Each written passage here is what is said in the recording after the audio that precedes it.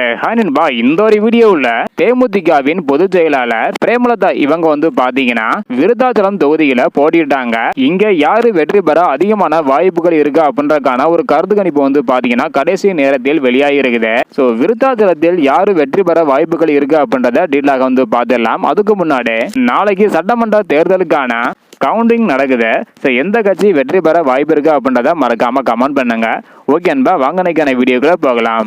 Okay அன்பா, விருத்தாச்சலம் சட்டமன்ற தொகுதியில பிரேமலதா இவங்க போட்டிடுறாங்க. இந்த ஒரு தொகுதியில 39% தேமுதிக முன்னிலையில் இருக்குது. அதற்கு அடுத்து இரண்டாவதாக அதிமுக 35% இரண்டாவது இடத்தை பிடிச்சிருக்குது.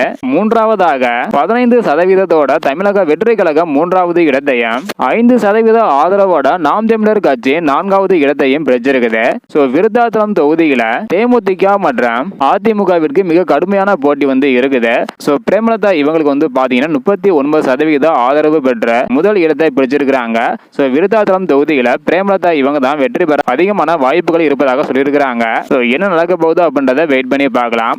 அடுத்த வீடியோவுல தேமுதிகவின் இளைஞரணி செயலாளர் விஜயபாஸ்கரன் இவங்க போட்டியிடும் தொகுதியான விருதுநகர் தொகுதியில் விஜய பிரபாகரன் இவங்களுக்கு எந்த மாதிரியான ஆதரவு கிடைச்சிருக்குது, விருதுநகர்ல யாரு வெற்றி பெற வாய்ப்பு இருக்கு அப்படின்றத அடுத்து பார்த்துடலாம்.